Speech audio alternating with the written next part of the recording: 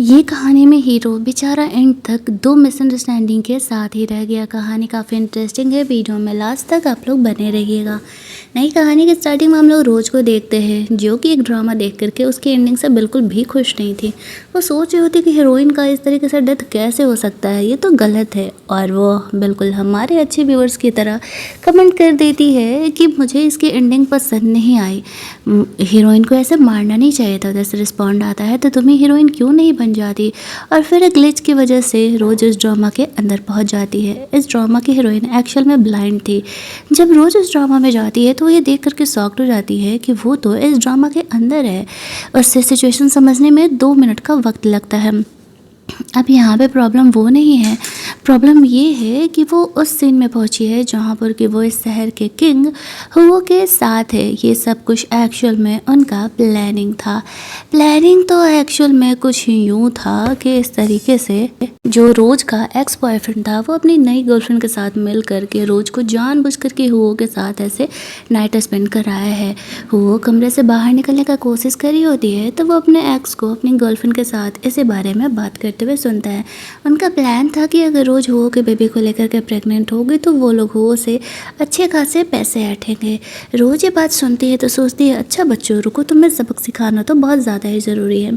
इस कहानी में वो एक्चुअल में ब्लाइंड नहीं थी, लेकिन उसे ब्लाइंड होने की एक्टिंग तो करनी पड़ेगी। इनसे पीछा छुड़ा करके वो जल्दी जल्दी वहाँ से निकल रही होती है। अपना सामान वामान लेकर के खिसक जाती है इससे पहले कि एक्चुअल में हुओ की नींद खुले। वो हुओ को ऑफेंड नहीं करना चाहती थी, वो शहर का सबसे क्रूएल इंसान में से एक आता था। अब यहाँ पर हुओ के जगने के पहले वो निकल जाती है, लेकिन हुओ की नींद खुल जाती है। हालांकि उसे पता था कि वो किस लड़की के साथ था। कल उसे लव ड्रग दिया गया था और उसे देखने वाले कोई और नहीं, खुद उसकी फैमिली ही थी। 1 महीने बाद का सीन हम लोग देखते हैं जहाँ पर कि रोज़ डॉक्टर को पेट दर्द के लिए चेक कराने जाती है तो उसे पता चलता है ये कोई नॉर्मल पेट दर्द नहीं है, वो एक्चुअल में प्रेग्नेंट है। अब वो सोच रही होती है कि यार सब कुछ तो वैसे ही हो रहा है, वो हुओ के बेबी को लेकर के प्रेग्नेंट है, अब वो क्या करे। अब यहाँ पर वो जाती है वहाँ से बाहर निकलती है तो वो अपने एक्स को देखती है। वो अपनी गर्लफ्रेंड से इसी बारे में बात कर रहे थे कि अगर रोज़ प्रेग्नेंट हो गई तो फिर तो हमारे मज़े ही मज़े हैं। रोज़ सोचती है कि अभी उसे ब्लाइंड होने की एक्टिंग तो करनी ही पड़ेगी। वो अपने बैग में लगा हुआ इस रिबन से अपने आई को क्लोज कर लेती है और एक्टिंग कर रही होती है कि हो तो वो प्रेग्नेंट हो गई, वो करे तो क्या करे। वो वहाँ से बाहर निकलती है तो उसके एक्स बॉयफ्रेंड और उसकी गर्लफ्रेंड उसका इंतज़ार कर रहे थे और रोज से वो पेपर छीनने लगते हैं जिसमें कि रिजल्ट था कि एक्चुअल में वो प्रेग्नेंट है। वो लोग काफ़ी खुश हो जाते हैं और रोज़ को वहाँ से लेकर के जाने लगते हैं। रोज़ इनोसेंट होने की एक्टिंग अभी भी कर रही थी ताकि वो लोग उसे हुओ तक पहुँचा दे। दूसरी तरफ हम लोग देख रहे होते हैं हुओ की फैमिली को, उसकी ग्रैंड मदर को भी ये बातें पता चलती है कि एक्चुअल में रोज जो है जो कि हुओ के साथ 1 मंथ बिफोर नाइट स्पेंड की थी वो एक्चुअल में प्रेग्नेंट है। वो हुओ के बॉडीगार्ड को रोज को घर लेकर के आने के लिए कहती है। वो चाहती थी कि वो हुओ के लिए बेबी बॉर्न कर ले, लेकिन हुओ को ऐसा लग रहा था कि रोज ने पैसा कमाने के लिए ऐसा किया है, इसी वजह से वो रोज से काफ़ी गुस्सा था और वो किसी पर जल्दी ट्रस्ट नहीं करता था एक्सेप्ट हर ग्रैंड मदर। अब यहाँ पर हम लोग ये देखते हैं कि रोज का जो एक्स बॉयफ्रेंड उसकी गर्लफ्रेंड थी वो रोज को यहाँ पर लेकर के आते हैं और वो लोग रोज को ऐसे प्रेगनेंसी के बारे में उसकी फैमिली को बताने वाले थे। रोज सोच रही थी कि अगर वो इस तरीके से हुओ के सामने जाएगी तो फिर हुओ ऑब्वियसली उस पर काफ़ी गुस्सा करेगा। वो वहाँ से भागने का प्लान कर रही थी, पेट में दर्द होने का बहाना करने लगती है। उन दोनों को लगता है कि कहीं उसे कुछ प्रॉब्लम तो नहीं होने लगा। वो लोग उसे देखने के लिए जाते हैं तो रोज़ अपने एक्स को ऐसे पीटती है और वहाँ से फ़रार होने का कोशिश करने लगती है। वो कोई ब्लाइंड तो थी नहीं तो वो जल्दी जल्दी वहाँ से निकल रही थी। वो दोनों वहाँ से उसे फॉलो अप कर रहे होते हैं। आगे जा कर के वो रोड पर ऐसे गिर जाती है। वो अपना सैंडल खोल करके दूसरी तरफ फेंक देती है ताकि उन्हें ऐसा लगे कि वो उधर गई है और फिर उठ करके जल्दी जल्दी हुओ की कार में टक्कर जाती है। हालांकि हुओ का कार है ये बात रोज को पता नहीं था। रोज कार के अंदर से उन्हें देख रही होती है कि इन ढक्कनों को पता ना चले कि एक्चुअल में इस तरीके से रोज किधर गई है। वो लोग जब वहाँ से जाते हैं तब उसे ध्यान आता है कि अरे यार वो तो हुओ के कार में है। अब कांड तो ये हो गया है कि वो हुओ के कार में है और वो भी ऐसे रोज़ को ही ढूँढने के लिए जा रहा था और यहाँ पर रोज़ को वापस से ब्लाइंड होने की एक्टिंग करनी पड़ती है। रोज़ कहने लगती है कि एक्चुअल में यहाँ पर मुझे मेरे एक्स ने धोखा दिया था, उसने मुझे ऐसे लव ड्रग दिया था, मुझे नहीं पता था कि मैं तुम्हारे साथ नाइट स्पेंड कर रही हूँ। अब वो हुओ के सामने जानबूझ करके इनोसेंट बनने की एक्टिंग कर रही थी। हुओ यहाँ पर रोज़ को चेक कर रहा होता है कि एक्चुअल में वो ब्लाइंड है या नहीं, और वो ऐसे जानबूझ कर के काफ़ी अच्छी एक्टिंग कर रही होती है। रोज़ के पैर में चोट वोट लग गया था तो वो उसका केयर कर रहा था। वो उसे कहता है कि अगर मुझे पता चला कि तुमने मुझे किसी भी मैटर में झूठ बोला है तो फिर तो तुम अपने जान से गई। अब यहाँ पर रोज़ को इनोसेंट बनने का एक्टिंग करना पड़ता है और वो अपने ब्लाइंडनेस के बारे में नहीं बता सकती थी, किसी भी हालत में नहीं बता सकती थी। इसी वजह से वो सब कुछ कर रही होती है। वो रोज़ को अपने साथ घर लेकर के जाने के लिए रेडी था। जब वो लोग हुओ के घर पहुंचते हैं तो उसके स्टेप मदर का बेटा यहाँ पर रोज़ को परेशान करने का कोशिश कर रहा था। रोज़ को पता था कि क्या होने वाला है, तो वो ब्लाइंड होने की एक्टिंग करते करते खुद ही उस बच्चे को ऐसे परेशान करने के लिए चली जाती है। वो बच्चा यहाँ पर रोने लगता है, उसकी मॉम यहाँ पर आती है और वह रोज़ पर गुस्सा करने लगती है कि तुम्हें समझ में नहीं आ रहा, तुम इस छोटे बच्चे को क्यों परेशान कर रही हो। रोज़ कहने लगती है मैं तो ब्लाइंड हूँ, मुझे थोड़ी दिख रहा है कि कौन मेरे सामने है। वो यहाँ पर रोज़ पर काफ़ी गुस्सा कर रही थी क्योंकि वो नहीं चाहती थी कि हुओ का कोई बच्चा भी हो, वरना उसके बेटे को लेगेसी नहीं मिलेगी ना, इसी वजह से।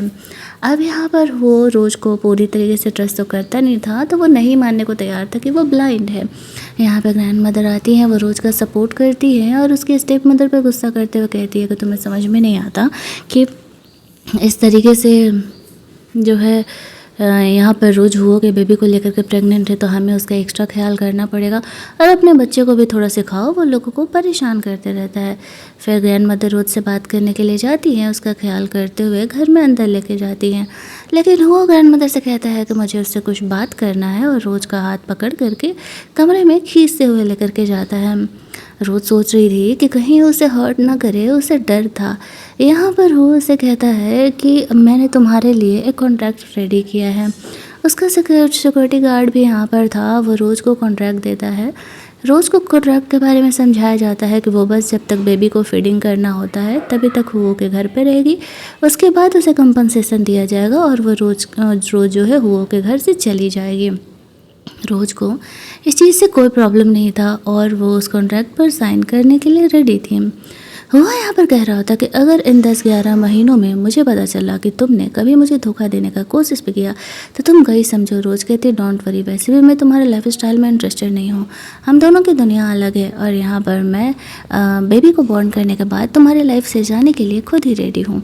अब वो सोच रहा होता है कि इससे इतने अच्छा अमीरों के घर में ज़िंदगी जीने का मौका मिल रहा है और वो उसे छोड़ करके ऐसे जाने के लिए रेडी है। क्या वो उसे गलत समझ रहा है? फिर वह रोज़ से इस तरीके से उसके फिंगरप्रिंट ले लेता है उस कॉन्ट्रैक्ट पर। उसका गार्ड वहाँ से चले जाता है। वह रोज़ को कहता है कि अब वक्त है वाइफ का रोल निभाने का। अब रोज़ को डर लग रहा होता है कि ये बंदा क्या करेगा यार। यहाँ पर वो रोज़ को एक रिंग देता है, अब उसकी वाइफ बन चुकी थी, जिसमें कि ऐसे किसी का ब्लड लगा हुआ था और रोज़ तो ब्लाइंड थी, उसे ब्लाइंड होने का एक्टिंग करना पड़ता है, वो ब्लड लगा हुआ रिंग पहनना पड़ता है। उसके जाते ही वो जल्दी जल्दी उस रिंग को अपने हाथ से खोलने लगती है। यहाँ पर फिर थोड़ी देर बाद वो यहाँ पर आता है। रोज़ सोच रही थी कि क्या वो यहाँ से निकल जाए, लेकिन वो जा भी कहाँ सकती थी। वो ऐसे कहता है कि चलो अब मैं सोने जाऊँगा और तुम मुझे कहानी सुनाओगी जब तक कि मुझे नींद नहीं आ जाती। रोज़ को लगता है ओह वाइफ का रोल ये निभाने के बारे में बात कर रहा था। वो तो काफ़ी ज़्यादा ही घबराने लगी थी, लेकिन इसके लिए वो उसे इस तरीके से बेड पे भी जाने नहीं देते और कहते हैं कि तुम यहाँ पर बैठ करके मुझे स्टोरी सुनाओगी और मैं सोने का कोशिश करूँगा। रोज़ सोच रही थी कि बंदा कितना क्रूएल है, एक प्रेग्नेंट वुमेन को इस तरीके से नीचे फर्श पर, ठंडे फर्श पर बैठने के लिए बोला हुआ है, बट वो कुछ कर नहीं सकती थी। हुओ को कहानी सुनाते सुनाते ही वो वहीं पर सो जाती है। अगली सुबह जब हुआ जगता है तो देखता है कि रोज़ उसे स्टोरी सुनाते सुनाते ही सो रही है, तो ना जाने क्यों उसे उस पर एक अजीब सा प्यार, एक दया सा आने लगता है। वो प्यार से उसका सर छूने वाला था कि तभी उसका सेक्रेटरी यहाँ पर आ जाता उसे कुछ फाइल देने के लिए। अब वो सबके सामने ऐसे सख्त लौंडा बना हुआ था, तो भला वो वाइफ की केयर कैसे कर सकता था। तो वो वहाँ पर भी ऐसे सख्त लौंडा बन जाता है। उसके सेक्रेटरी को तो दिख ही रहा था कि वो यहाँ पर रोज़ का केयर करने लगा है। वो बस स्माइल करने लगता है। थोड़ी देर बाद वो लोग ब्रेकफास्ट करने के लिए जाते हैं, जहाँ पर कि रोज भी आती है। ग्रैंड मदर कह रही होती है कि अगर तुम्हें इस तरीके से हुओ ने कभी परेशान किया तो हमें बताना। ग्रैंड फादर कह रहे होते हैं कि क्या ज़माना आ गया है, हमारा जो पोता है, हम कितने स्ट्रांग हुआ करते थे, हमारे पोते को दवा की ज़रूरत पड़ रही है अपनी गर्लफ्रेंड वाइफ को प्रेग्नेंट करने के लिए।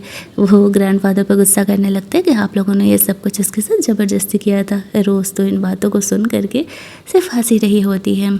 ग्रैंड मदर यहाँ पर रोज़ को घर के रूल्स रेगुलेशन समझाते हैं। वो कहती है कि तुम्हें किसी से डरने की ज़रूरत नहीं है, लेकिन याद रखना कि ये बातें बाहर नहीं जानी चाहिए कि वो लव ड्रग की वजह से तुम ऐसे प्रेग्नेंट हुई हो, वरना हमारी फैमिली की बहुत ही बदनामी होगी। बाहर सबको यही कहना है कि तुम दोनों एक्चुअल रिलेशनशिप में हो और तुम हो कि रियल गर्लफ्रेंड हो। रोज़ इस चीज़ के लिए रेडी हो जाती है। ग्रैंड मदर यहाँ पर रोज़ को वो ख़ानदानी खड़ा दे रही होती है और साथ ही में ये रिस्पॉन्सिबिलिटी भी एक तरीके से दे रही थी कि जब वो घर के बड़े बेटे हो कि वाइफ बन रही है तो उसे घर के प्रॉब्लम्स, घर के रिस्पॉन्सिबिलिटीज़ को लेना होगा। रोज़ इस चीज़ के लिए रेडी नहीं थी। वो बोलती है कि मैं कर नहीं पाऊँगी, लेकिन ग्रैंड मदर उसे समझाती है कि उसे उस पर पूरा भरोसा है, वो कर लेगी। उन्हें भी दिख रहा था ना कि वो इस तरीके से रोज़ के साथ थोड़ा डिफरेंट बिहेव कर रहा है और लड़कियों की तरह रोज़ को मजबूरी में वो कड़ा रखना पड़ता है। हालांकि वो कड़ा एक्चुअल में हुओ की मॉम का था और उसके लिए काफ़ी इम्पोर्टेंट था। ब्रेकफास्ट करने के बाद घर की मेड रोज़ को बाहर वॉक पर लेकर के जाती है। हुओ की स्टेप मदर जब देखती है कि एक्चुअल में रोज़ प्रेग्नेंट है और उसे बेबी बॉर्न हुआ तो इट्स ऑब्वियस कि जो हुओ के डैड है वो उसे ही सारी कंपनी के लेगेसी दे देंगे, तो वो नहीं चाहती थी कि रोज़ उस बेबी को बॉर्न करे। वो यहाँ पर अपनी मेड को कहती है जाओ उसके पास। फिर वो अपने बेटे को समझाती है कि एक्चुअल में तुम कार ड्राइव करते करते जाओ और वहाँ पर रोज़ का ऐसे छोटा सा एक्सीडेंट कर देना। अब वो तो बच्चा था और ऊपर से कुछ ज़्यादा ही बदमाश था, तो वो ज़्यादा चीज़ों को ध्यान नहीं देता है। जैसा उसकी मॉम ने कहा था वैसा करने के लिए तैयार था। तो उसकी मॉम की जो मेड थी वो रोज़ के पास जाती है और कहती है कि मैं आपको वॉक पर लेकर के चलती हूँ, और इसे जो है ग्रैंड मदर बुला रही है। अब उस मेड को फ़िलहाल वहाँ से जाना पड़ता है। रोज़ तो जानती थी कि आगे क्या होने वाला है, उसने पूरी स्टोरी पढ़ी हुई थी ना, इसी वजह से उसे इस स्टोरी के बारे में पता था। अब यहाँ पर उनके जाते ही घर का बेटा यहाँ पर आता है और कार ड्राइव करते हुए वो जानबूझ करके रोज़ से ऐसे टकरा जाता है। रोज़ वहाँ पर नीचे गिर जाती है। तब तक वहाँ पर जो घर की मेड थे वो बहाना बना करके वहाँ से जा चुके थे। जैसे ही ऐसा होता है रोज़ वहाँ पर नीचे गिरती है और उससे ऐसे ब्लीडिंग स्टार्ट हो जाती है। वो कि स्टेप मदर यहाँ पर आती है और वो और ज़्यादा रोज़ को बोली करने लगती है। रोज़ को फ्लैशबैक में याद आ रहा होता है कि किस तरीके से पहले भी इस स्टोरी में हीरोइन को उसके स्टेप मदर ने ऐसे ही परेशान किया था। वो कहती है वो इस बच्चे को चाहता नहीं है, मैं तो इस बच्चे को हटाने में उसकी हेल्प कर रही हूँ। तभी वहाँ पर वो आ जाता है। उसके स्टेप मदर को लगा था कि वो उसे थोड़ी कुछ बोलेगा, भले ही उससे कितनी भी नफरत करता हो, लेकिन वो भी रोज़ के बच्चे को पसंद नहीं करता था। रोज़ यहाँ पर हुओ को रिक्वेस्ट करती है कि वो उसके बेबी को सेव कर ले। अब हुओ को रोज़ पर ऐसे तरस आने लगता है और वो यहाँ पर अपने स्टेप मदर पर गुस्सा करते हुए कहता है कि आपको मेरे मैटर में इंटरफेयर करने के लिए किसने बोला। हालांकि वो यहाँ पर कंपनी की लेगेसी लेने में कोई इंटरेस्टेड नहीं था, लेकिन लीगली देखा जाए तो उस घर का बड़ा बेटा है वो, रिस्पॉन्सिबल भी है, तो उससे ही ये मिलना चाहिए। वो अपने स्टेप मदर को पनिशमेंट देने के लिए अपने सिक्योरिटी को बोल देता है और रोज़ को वहाँ से कमरे में लेकर के जाता है। कुछ देर बाद जब रोज़ को होश आता है तो वो चेक करती है कि वो ठीक है। वो शुक्र मनाती है कि कम से कम वो ज़िंदा है। अब वहाँ पर जो मेड होती है वो उसे माफ़ी मांगने के लिए आती है और कहती है कि एक्चुअली मुझे तुम्हें छोड़ करके नहीं जाना चाहिए था। रोज़ जानती थी कि ये मेड उसके लिए लॉयल है, तो उसे सच्चाई बता देती है कि एक्चुअल में वो कोई ब्लाइंड नहीं है, वो तो बस इन चीज़ों को ऐसे गेम खेल रही है। साथ ही में यहाँ पर वो उसे अपने लाइफ की स्टोरी भी बताती है और इस बात को सीक्रेट रखने के लिए भी मेड को कहती है कि वो बात किसी को ना बताए कि वो ब्लाइंड नहीं है। घर की जो मेड थी वो इस चीज़ के लिए रेडी हो जाती है। वो दोनों अभी बातें कर ही रहे होते हैं कि कमरे के बाहर इस तरीके से हुओ आ जाता है। रोज़ घर की मेड को आइडिया देती है और दोनों हुओ के बारे में जानबूझ करके उसे सुनाने के लिए बात करने लगते हैं। रोज़ घर की मेड से यही बात कर रही थी कि वो एक्चुअल में हुओ से प्यार करती है, उसके साथ रहते रहते उससे प्यार हो गया, लेकिन शायद वो हुओ के लायक नहीं है। एक तो वो ब्लाइंड है, ऊपर से वो गरीब फैमिली से बिलोंग करती है, तो भला वो हुओ को कहाँ ही डिज़र्व करती है। वो यहाँ पर जानबूझ करके हुओ के बारे में ये बातें कर रही होती है। थोड़ी देर तक तो हुओ यहाँ पर इन चीज़ों को सुनता है और फिर कमरे में अंदर चला जाता है। घर की मेड तो वहाँ से खिसक लेती है, गलती से उससे एक कप टूट गया था। अब वो वापस से रोज़ को चेक करता है कि वो एक्चुअल में ब्लाइंड है या नहीं। रोज़ अपनी एक्टिंग को मेंटेन रखती है और वही सारी बातें उससे कर रही होती है जो कि मेड से उसने ऐसे बातें किया था यहाँ पर। वो रोज़ को देख करके खुद को कंट्रोल नहीं कर पाता और वो उसे इस तरीके से किस कर लेता है। वो कहता है कि डोंट वरी, मैं अब तुम्हें किसी को बुली करने नहीं देने वाला हूँ। रोज तो जानती थी कि जब तक वो इस घर में रहेगी उसके लिए मुश्किलें तो बढ़ती ही रहेगी। उसकी स्टेप मदर इतनी आसानी से उसे छोड़ने नहीं वाली है, भले ही हुआ ने उसे इस तरीके से फ़िलहाल किडनैप करके रखा हुआ है। यहाँ पर उसके स्टेप फादर बाहर उससे बात करने के लिए बुला रहे थे। रोज़ हू को वहाँ पर लेकर के जाती है। वो ग्रैंड मदर से कंप्लेन कर रहे होते हैं कि हू ने मेरी वाइफ को किडनैप कर लिया है। तो हू अपने फादर को कहता है आपकी वाइफ ने मेरी वाइफ को हर्ट किया था, वैसे ब्लीडिंग हो रहा था, अगर बेबी अबॉर्ट हो जाता तो इसी वजह से उसे पनिशमेंट देना ज़रूरी था। मैंने तो सिर्फ उसे पनिशमेंट दिया था, मैंने कोई उसे किडनैप वगैरह नहीं किया है। हालांकि हुआ ने ऐसा किया था लेकिन वो अपने फादर से इन बातों को एक्सेप्ट नहीं कर रहा था। बातें यहाँ पर बहुत ज़्यादा ही बढ़ रही थी। रोज़ जानती थी कि यहाँ पर चीज़ें ख़राब हो सकती है, इसी वजह से वो बीच में आती है। पेट दर्द का बहाना करके हुआ को कहती है कि वो उसे वहाँ से ले चले। हुआ यहाँ पर रोज़ का केयर करते हुए वहाँ से लेकर के जाता है। उसके डैड को पता लग जाता है कि एक्चुअल में हुआ यहाँ पर रोज़ को डिफरेंट तरीके से ट्रीट कर रहा है।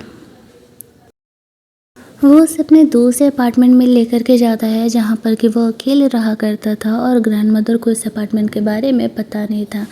रोज़ की सेफ्टी के लिए वो उसे वहाँ से लेकर के जाता है। कमरे में अंदर जा कर के वो रोज़ के साथ रोमांस करने का कोशिश कर रहा था। रोज़ वहाँ पर उसे रोक रही होती है ये बहाना देते हुए कि एक्चुअल में वो प्रेग्नेंट है और फर्स्ट 3 मंथ में वो के साथ ऐसे रोमांस नहीं कर सकती है।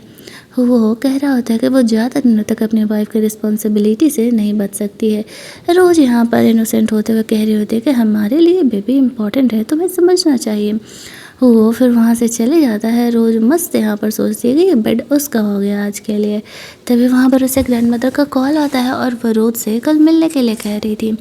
रोज़ इस चीज़ के लिए रेडी हो जाती है। वो कल ग्रैंड मदर से मिलने के लिए जाती है तो ग्रैंड मदर उसे कह रही होती है कि देखो मुझे पता है मेरा जो पोता है वो तुम्हें काफ़ी डिफरेंट तरीके से ट्रीट करता है।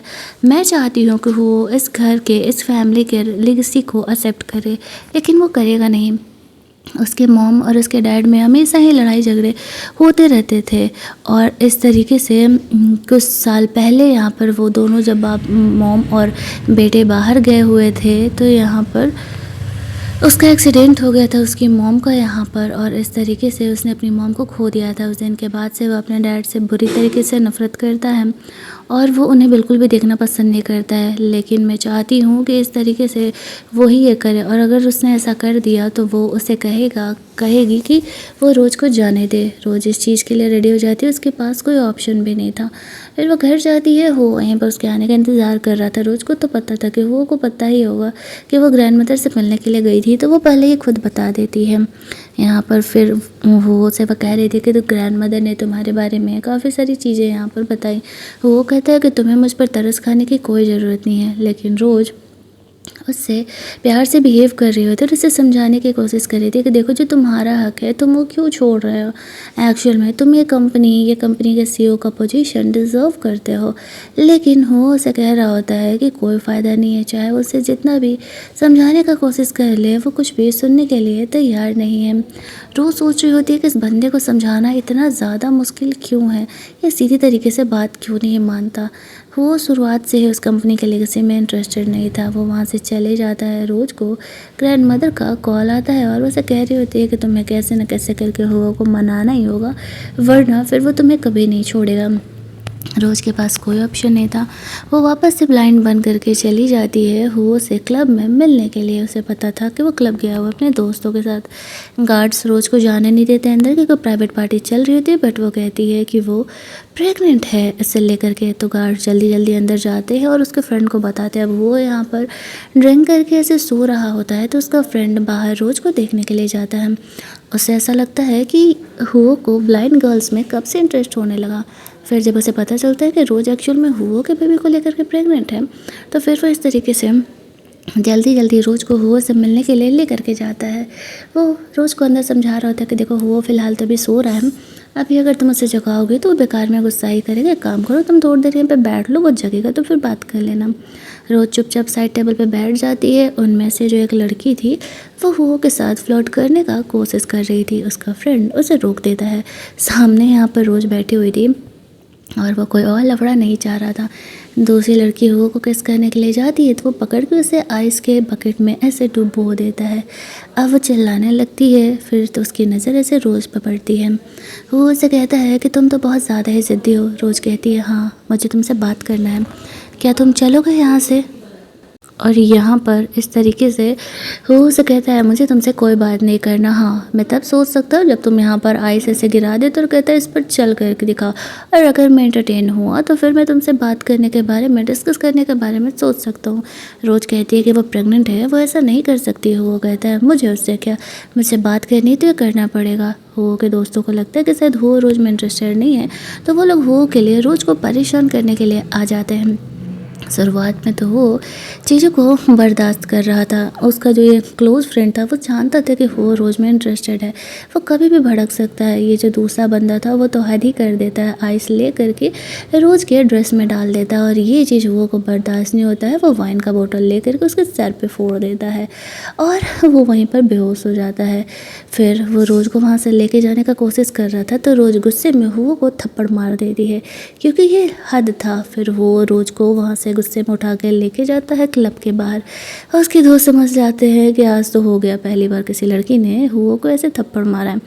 वो उसे कार में लेकर के जाता है जहाँ पर कि वो उसे किस कर रहा होता है। रोज़ उसे रोकते हुए कहती है कि वो उसके साथ रोमांस नहीं कर सकती, वो प्रेग्नेंट है, उसने उसे कहा था। वो इस बात से गुस्से में आकर के रोज़ को कार से उतार देता है। रोज़ का फ़ोन भी ऐसे कार में ही छूट जाता। वो सोची थी कि उसे पैदल ही घर जाना पड़ेगा। तभी हम लोग देखते हैं कि हुओ के स्टेप फादर ने रोज़ के पीछे ऐसे गुंडे सेट किए हुए थे। वो गुंडा उसके स्टेप फादर को कॉल करके कहता है कि हुओ रोज़ में लड़ाई हुई है और वो हुओ रोज़ को छोड़ करके वहाँ से चला गया है। तो उसके डैड कह रहे थे, तो फिर ये तो बहुत अच्छी बात है, काम करो तुम उसका एक्सीडेंट कर दो। उसके फादर नहीं चाहते थे कि वो इस तरीके से रोज़ के साथ रहे। तो यहाँ पर वो लोग रोज़ को पहले किडनैप करने का प्लान करते हैं।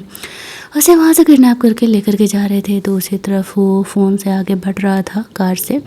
उसे यहाँ पर रोज़ का रिमाइंडर दिखता है कि उसने हुओ के बारे में रिमाइंडर लगाया है कि उसका खाने का समय आ गया है। अब उसे रोज़ की याद आने लगती है। वो पीछे आता है तो पीछे यहाँ पर इस तरीके से देखता है कि रोज़ के सैंडल्स गिरे हुए हैं। सेक्रेटरी कहता है कि शायद रोज़ को यहाँ पर किडनैप कर लिया गया। अब वो उसे ढूंढने के लिए पर्सनली जाता है। किडनैपर्स की कार उसे मिल भी जाती है। अब अंदर बहुत सारे किडनैपर्स थे। रोज़ घबराई हुई थी कि कहीं उसका खात्मा यहाँ पर ना कर दिया जाए, लेकिन वो इस कहानी का हीरो है तो वो सबसे अकेले ही लड़ लेता है। सबकी पिटाई विटाई वो लगा रहा होता है और वो समझ जाता है कि ये किसी के घर वालों ने ही ऐसे भेजा होगा। रोज़ भी तब तक वहाँ से बाहर निकल जाती है हुओ को हेल्प करने के लिए। लास्ट में गुंडा हुओ पर ऐसा अटैक करने वाला था तो रोज़ बीच में आ जाती है और उसके सर पर चोट लग जाता है। वो जल्दी जल्दी रोज़ को हॉस्पिटल लेकर के जाता है। डॉक्टर्स उसे चेक करके बताते हैं कि रोज़ की आँखें ठीक हो गई है। अब रोज़ यहाँ पर ब्लाइंड होने की एक्टिंग नहीं कर सकती थी। जब उसे यहाँ पर होश आता है तो वो सामने हुओ के फ्रेंड को देखती है। अब वो एक्टिंग करने लगती है कि क्या वही हुओ है। तो वो उसका सर पकड़ करके अपनी तरफ घुमा लेता है और कहता है कि वो हुओ है। तो वो की बड़ाई करते हुए कहती है कि वो कितना हैंडसम है। वो भाई साहब यहीं पर पिघल जाते हैं।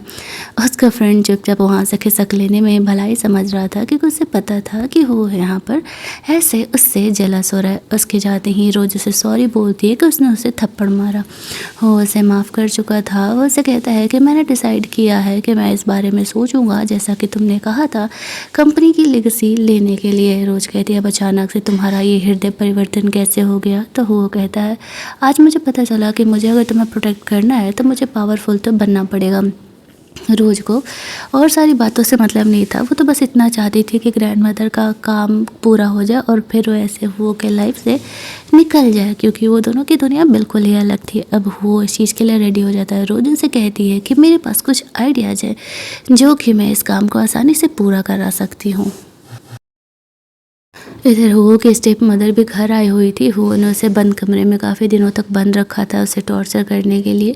सारी बातें अपने हस्बैंड को बता रही होती है और उसके हस्बैंड को उसकी बातों पर पूरी तरीके से ट्रस्ट था। तभी वहाँ पर हुओ काफ़ी इंसर्ट कंडीशन में घर आता है। रोज़ ने जानबूझ करके उसे ऐसे मेकअप लगा दिया था जिससे कि वो उसे ये लगे कि रोज़ को बचाने के चक्कर में हुओ यहाँ पर इंसर्ट है। उसकी ग्रैंडमदर को सारी बातें पता थी और वो यहाँ पर ओवर एक्टिंग कर रही होती है। हाय मेरे पोते के साथ क्या हो गया, रोज़ और अपने फ्यूचर बच्चे को बचाने के लिए वो ऐसे इंसर्ट हो गया, किसने यहाँ पर उसे इंसर्ट किया।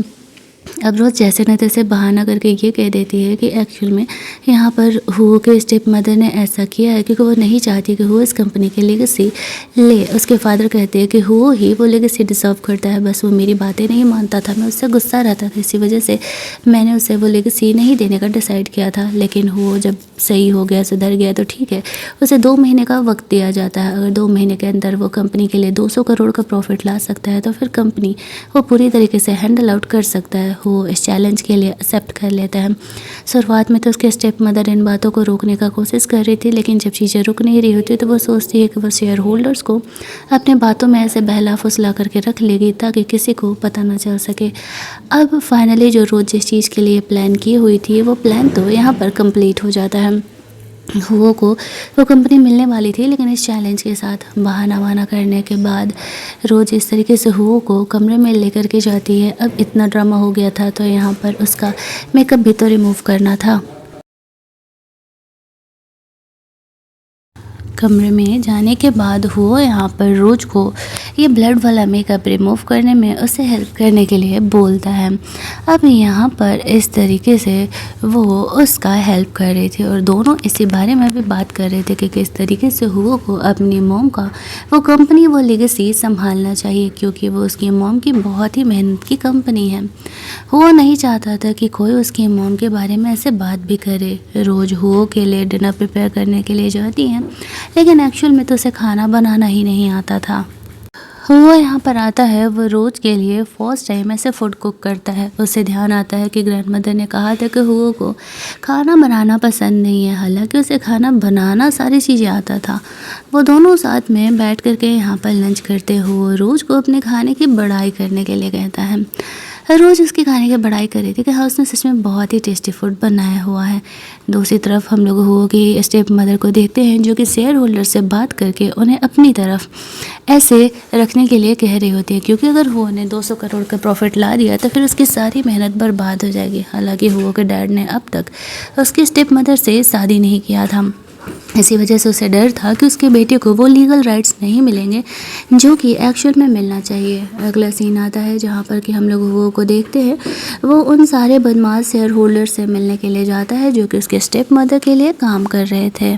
वो लोग जानबूझ के कंपनी में ढंग से काम नहीं कर रहे होते हैं। ये बात यहाँ आने के बाद हुओ को पता चलता है। वो काफ़ी टाइम से इस कंपनी में नहीं आया हुआ था। रोज़ यहाँ पर हुओ की सेक्रेटरी बन करके आई हुई थी और शेयर होल्डर्स को वार्न करता है कि वो लोग कंपनी में क्या फ्रॉड कर रहे हैं, उसे सारी बातें पता है और अगर दोबारा से ऐसा कभी कुछ उन लोगों ने कंपनी में किया, कंपनी के पैसे खचकाने की कोशिश की, तो फिर शेयर होल्डर्स के पोजीशन से वो उन्हें निकालने के बारे में एक बार भी नहीं सोचेगा और सबको एक एक प्रोजेक्ट दे करके उस प्रोजेक्ट पर काम करने के लिए बोलता है और टाइम भी देता है। इधर हुओ की स्टेप मदर को पता चलता है कि एक्चुअल में रोज़ ऐसे नए ड्रामा पर काम कर रही है। हुओ के साथ वो लोग डायरेक्शन करने वाले थे, तो वो अब शेयर होल्डर्स को इस बात का इन्फॉर्मेशन देती है और उसे बताती है कि हुओ को किस तरीके से परेशान करना है। वो लोगों ने एक हीरोइन सेलेक्ट की हुई थी। दूसरी तरफ हम लोग हुओ रोज़ को देखते हैं कि वो लोग वहाँ वो डायरेक्शन वाले प्लेस पर जाते हैं जहाँ पर कि सारे मूवीज़ वगैरह उनकी बना करती थी। तभी वो नई हीरोइन यहाँ पर आती है हुओ से बात करने के लिए। रोज़ उसे कहती है तुम्हें नहीं लगता कि तुम यहाँ पर जिस ऑडिशन के लिए आई हुई ड्रेस उसके लिए सही नहीं है, तो वो डायरेक्टर वहाँ से उसे लेके जाता है। हुओ से कहता है कि क्या तुम्हें उससे जेलस हो रही थी। रोज़ कहती है नहीं, मुझे भला उसे क्यों जेलस होगा, मैं तो बस उसे समझा रही थी कि उसे क्या करना चाहिए और क्या नहीं। हुओ को लगता है कि वो तो रोज़ के बारे में सीरियसली सोच रहा है, रोज़ को जेलस क्यों नहीं हो रहा। वो शाम में अपने दोस्तों के साथ वापस से क्लब चले जाता है, जिसमें से एक दोस्त का इस तरीके से ब्रेकअप हुआ था। उसकी गर्ल ने पैसों के लिए उसका इस्तेमाल किया था और फिर बाद में उससे ब्रेकअप कर लिया था। यहाँ पर जो हुआ था वो अपने फ्रेंड से ऐसे आइडियाज़ ले रहा होता है कि उसे क्या करना चाहिए रोज़ को समझने के लिए। उसका फ्रेंड एंड हो की कंडीशन समझ जाता है। जितना भी उसके पास दिमाग था, जितना भी उसके पास समझ था, उस हिसाब से वो उसे कुछ टिप्स एंड ट्रिक्स देता है। नेक्स्ट डे रोज़ यहाँ पर ऑफिस में थी, तो उनके ऑफिस का जो है नया हीरो सेलेक्ट हुआ था वो यहाँ पर आता है और वो जानबूझकर के रोज़ के साथ फ्लर्ट करने लगता है। शुरुआत में तो रोज़ समझ नहीं पाती, लेकिन फिर जब वो बाद में उसके इरादों को समझती है तो वो डांट करके उसे वहाँ से जाने के लिए बोलने लगती है। तो वो भी कह रहा था कि इतना ड्रामा करने की भी क्या ज़रूरत है, फलाना ढिमकाना। थैंकफुली इस कमरे में ऐसे CCTV फुटेज लगे हुए थे। वो यहाँ पर आता है तो रोज़ उसे कहती है कि ये मुझे परेशान करने का कोशिश कर रहा था, और वो जो लड़का होता है वो रोज़ को ही ब्लेम दे रहा था कि वो मुझे पटाने का कोशिश कर रही थी, मेरी कोई गलती नहीं है। वो रोज़ को कमरे से बाहर लेकर के जाता है और रोज़ को यहीं 2 मिनट वेट करने के लिए बोलता है, और फिर कमरे को लॉक करता है और उस इंसान की अच्छी खासी पिटाई लगाता है। बाहर कमरे की वो हीरोइन भी इन बातों को सुन रही होती है। एक्चुअल में उसी ने ये सब कुछ प्लान किया था शेयर होल्डर्स के कहने पर। रोज़ तो समझ जाती है कि इसी ने जानबूझकर के ऐसा किया है। कमरे से बाहर हो निकलता है तो उसने उसे पीट पीट करके बिल्कुल पका हुआ टमाटर बना दिया था, और फिर रोज़ को वो वहाँ से लेकर के जाता है। रोज़ अपनी इनोसेंस प्रूफ करने के लिए कहती है कि तुम चाहो तो कमरे का CCTV फुटेज चेक कर सकते हो। वो एक्चुअल में रोज़ पे पूरी तरीके से भरोसा नहीं करता था, और फिर वो CCTV फुटेज देखता भी है जिसमें कि रोज़ यहाँ पर इनोसेंट प्रूफ होती है। रोज़ कहती है मैं इतने महीनों से तुम्हारे साथ हूँ, तुम्हें लगता है कि मैं तुम्हें छोड़ करके इस बंदे के साथ फ्लर्ट करूँगी। वो कहता है मुझे नहीं पता, बस मैं कभी किसी पे ट्रस्ट नहीं करता। रोज़ को बुरा लगने लगता है कि लॉयल रहने के बाद भी यहाँ पर हो उसे नहीं समझ रहा है। अब थोड़ी ही देर में यहाँ पर न्यूज़ आने लगता है। वो जो हीरोइन थी वो कह रही होती है कि हुओ ने उसके साथ बदतमीज़ी किया है। उसे रोल देने के लिए वो उसके साथ नाइट स्पेंड करने के लिए उसे बोल रहा था। अब सारे रिपोर्टर्स भी यहाँ पर आए हुए थे। इंटरव्यू शुरू होने से पहले ही यहाँ पर हुओ की ऐसी बदनामी होने लगती है। रोज़ जब इस न्यूज़ को देखती है तो समझ जाती है कि सब कुछ शेयर होल्डर्स ने किया है ताकि यहाँ पर उनका ये ड्रामा ही स्टार्ट ना हो पाए।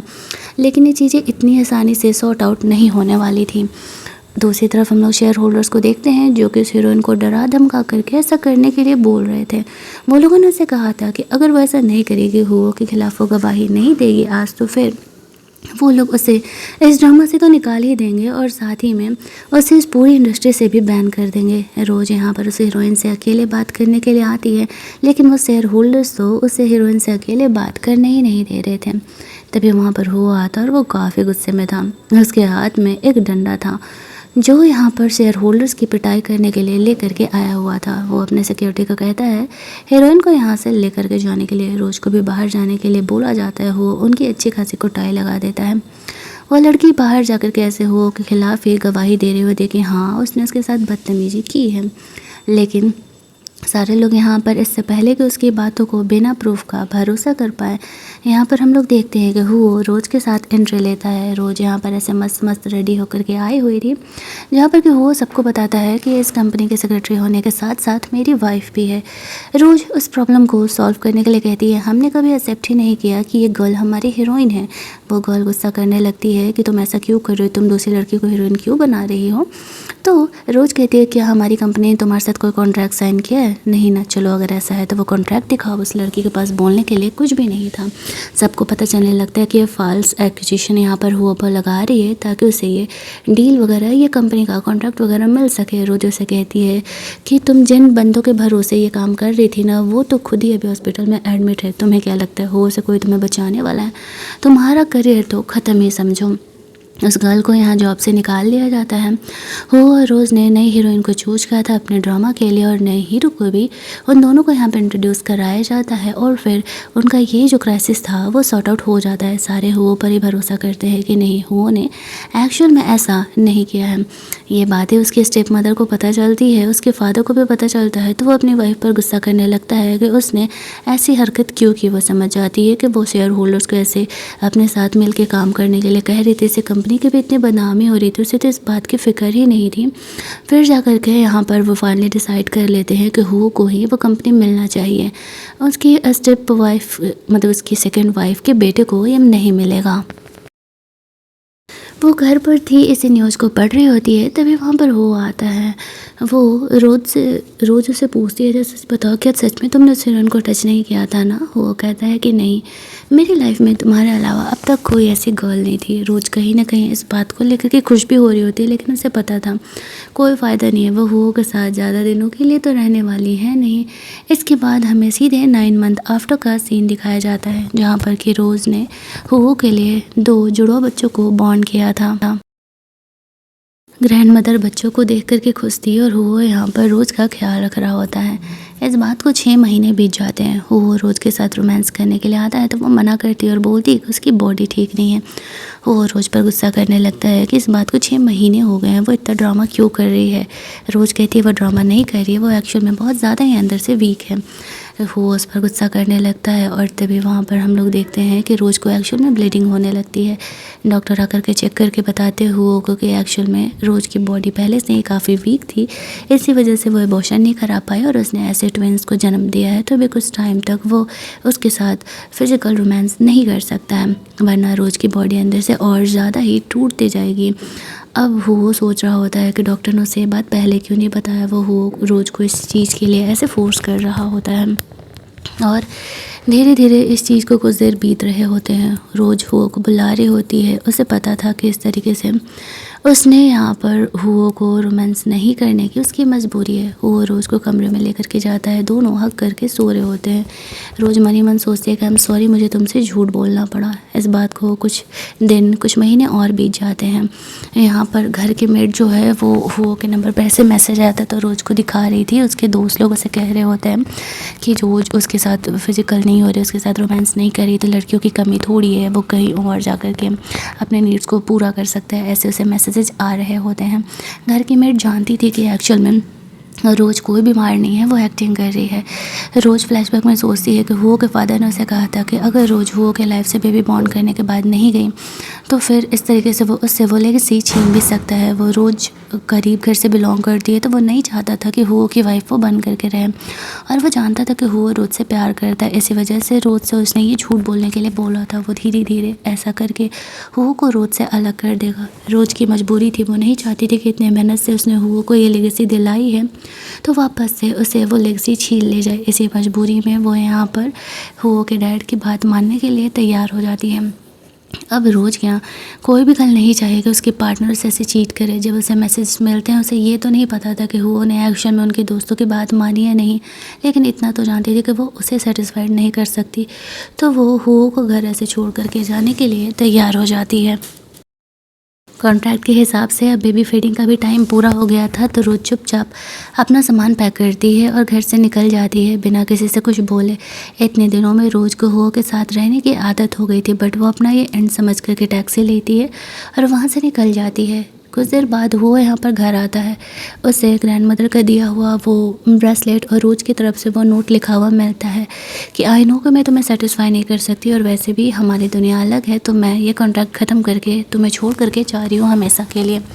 जब ये वो नोट पढ़ता है तो वह जल्दी जल्दी रोज़ को ढूंढने के लिए निकलता है। वो उसे बहुत बार कॉल कर रहा था, रोज़ काफ़ी आगे निकल चुकी थी। ड्राइवर बोलता है उसे बार बार कॉल आ रहा है, फ़ोन उठा लेने के लिए, शायद कुछ इमरजेंसी होगी। रोज़ फ़ोन उठाती है तो उधर से हुओ था और वो उसे ट्रैक करते हुए उसके पास पहुंच रहा था। वो कार को रोकने के लिए बोलता है, ड्राइवर ऐसे कार रोक देता है। हुओ रोज़ को गुस्से में अपने कार में लेकर के जाता है और वो उसे कह रहा था कि वो क्या बकवास कर रही है।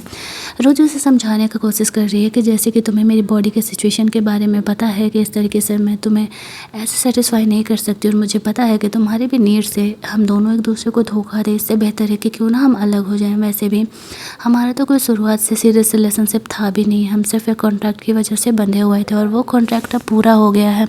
इस बात पर वो और ज़्यादा गुस्सा करने लगता है और कहता है कि क्या बकवास कर रही हो, उसे क्या लगता है सच में वो उसे चीट कर रही है। रोज़ कहती है नहीं, मुझे नहीं पता, लेकिन मैं इतना जानती हूँ कि मैं तुम्हारे साथ नहीं रह सकती। हो उसे कहता है कोई बात नहीं, जब तक तुम पूरी तरीके से ठीक नहीं हो जाती मैं कंट्रोल करने के लिए तैयार हूँ ना। मैंने तुमसे कभी कुछ कंप्लेन किया नहीं ना, तुम्हें नहीं समझ में कि मुझे तुमसे प्यार हो चुका है और मैं तुम्हारे बिना अब नहीं रह सकता हूँ। तो फिर जब वो यहाँ पर इन बातों को कन्फेस करता है तो रोज़ भी उसके डैड वाली सारी बातों को बता देती है और बोलती है कि वो नॉर्मल है, दोनों एक दूसरे को किस करते हैं और ये ड्रामा हमारा यहीं पर एंड कर दिया जाता है।